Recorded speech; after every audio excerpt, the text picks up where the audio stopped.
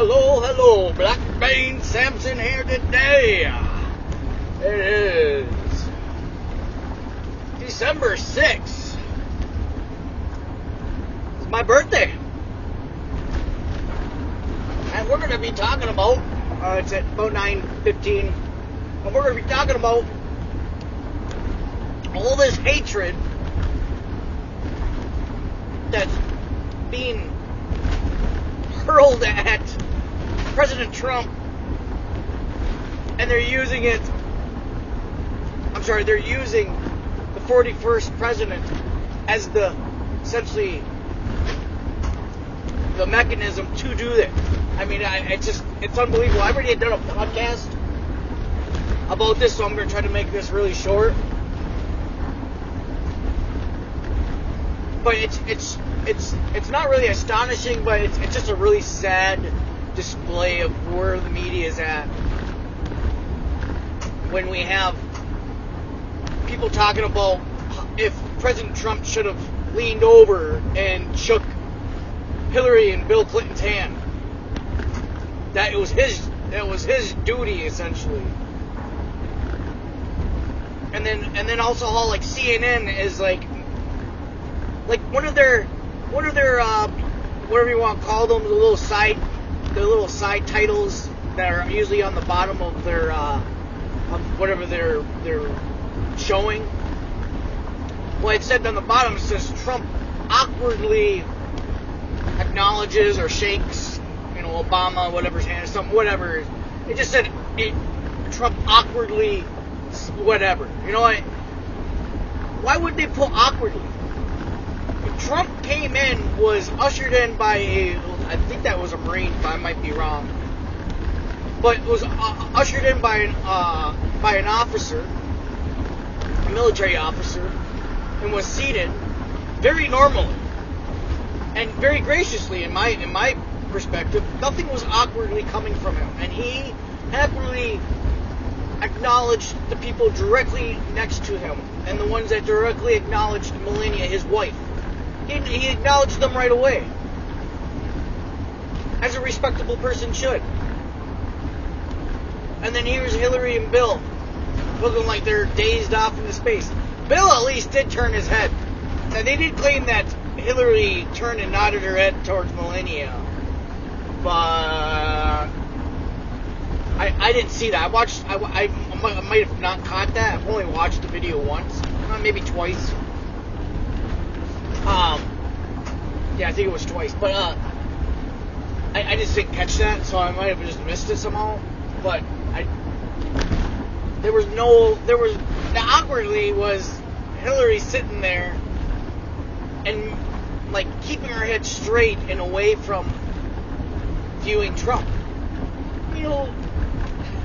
I know these people both have hatred, but to be understanding civility, to understand, or to show, I'm sorry, not to understand, to show civility, but they lack the understanding of how civility, even though they call and ask for civility, or say civility won't come until President Trump is out. That's what Hillary says.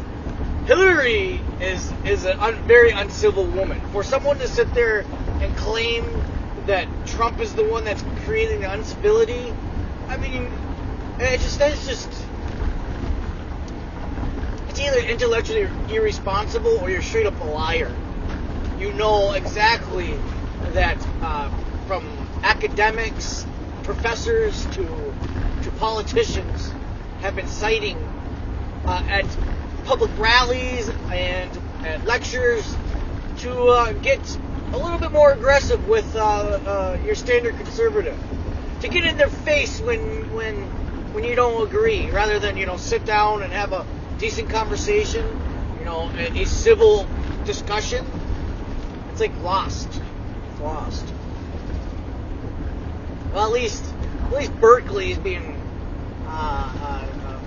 forced to now actually hold free public speeches for conservatives. I think that's a good thing. And then they're being sued for like $70,000. So that's like one step again for free speech. But it's horrible that the state of, or the campus of free speech, or whatever you want to call it, literally had to fight for freedom of speech again at the same place. Like, that is just, what is the coincidence of that? Who could have bet on that so many years ago and won that bet now? That was just. So here's the media. It's just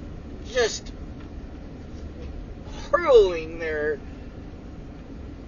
hatred, their anger, their how could you prove me wrong type of attitude. Because I mean, how do you hold this long of attacks essentially to this extent? I mean, I don't know. Not in my lifetime. I have never seen a president attacked as much as this president. And I can't say I follow Bill Clinton or even Bush to the same extent as when I'm following Trump, but I did kind of follow Obama there, and I voted him for the first time and then voted him for the second time. That's for sure. I was fooled there.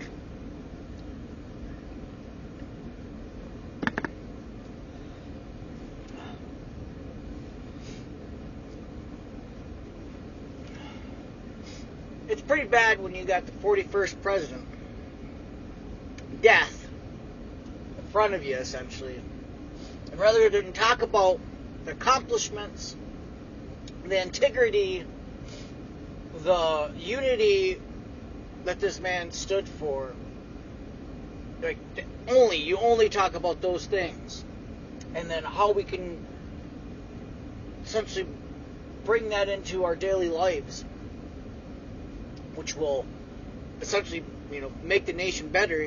The old saying, have a strong family, you will have a strong nation. But rather, here's the media that goes, the 41st president was a great president, and he's better president than the current president. Like, wait, what?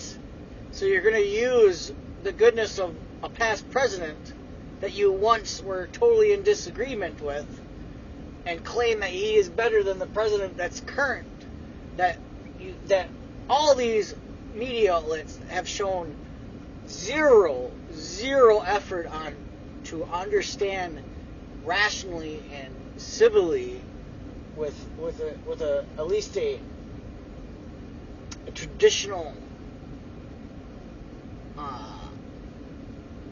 pose about themselves. They just don't have it. It's gone. It's like the ability to have a discussion without like name calling, or when you're talking about one thing, they always shift to another thing. During Obama years, they dropped umpteen, thousands and thousands of bombs. There were zero peep about it. But suddenly, when Trump drops one bomb, you can't get anywhere without hearing about it. So it's a completely different shift on how they report, and it's just like rational people see that, and even the people that aren't rational will start to see that, especially when they start to eat themselves alive, like we have seen them do. And you guys see that on the right, but it's more like, at least on the right, it's not straight up like ostracization always. It is and it isn't. It's only like it seems like the rhinos are the ones that really do the ostracizing. Even though I agree with ostracizing, but ostracizing should be done for the extremes, and then once the people realize they were in the wrong and somehow correct that, then they shouldn't be continue to be ostracized. But that doesn't mean taking someone and turning them into a robot, or what's quote unquote the NPC. Like, they don't need to be that to participate in whatever that is that they were ostracized from. As long as you're following the rules, as long as you're following policies and what standards and practices.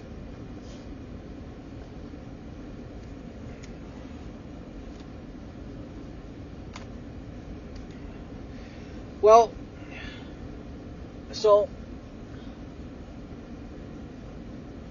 the first week of December, once again, we're dealing with an onslaught of attacks, and rather than talking about the qualities that we can come together to make this country better, what efforts should we take to try to understand one another, and what efforts should we take to not attack one another based off of gossip, based off of words passed through the wind, essentially, without no evidence. Like we as people should be talking about how, coming together, unity, compassion, with kindness and curiosity, how those three traits should shine during these times. And rather than those shining, you have the complete opposite. You got like hatred, anger, sorrow, all being hurled at Trump.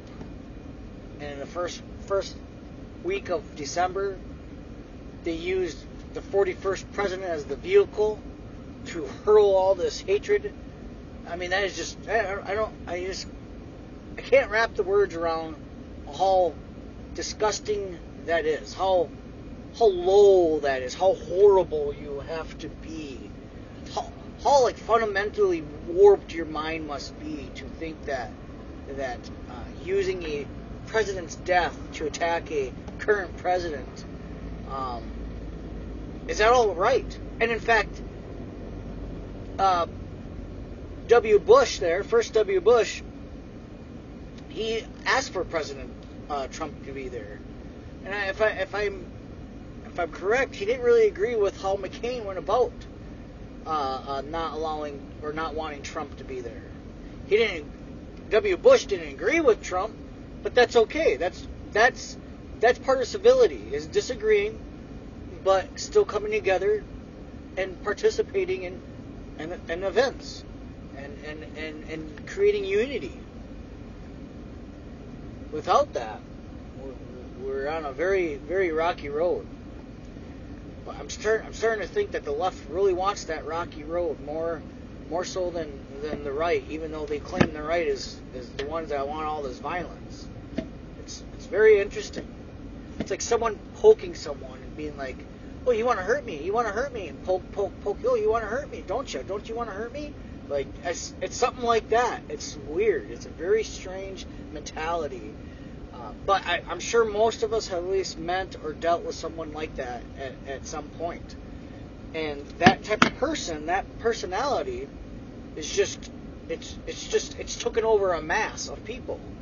And rather than being maybe one person you ever meet like that, it's a group of people who act like that. They have this weird mentality where they want to keep on poking, calling people's names and saying all this stuff, even though it doesn't even really exist, or even if it does exist, it exists in such a small group that why you keep on poking at something that some people had no idea even existed. I mean, like the Nazis. And there's even such thing as Nazis to this day. I had no idea. I thought Nazis were totally gone, like eradicated, like destroyed. And people maybe read into history of Nazism and stuff like that. But you don't really have actually straight up Nazis. But now you actually have people walking around with armbands of Nazi symbols and stuff. So that's what happens.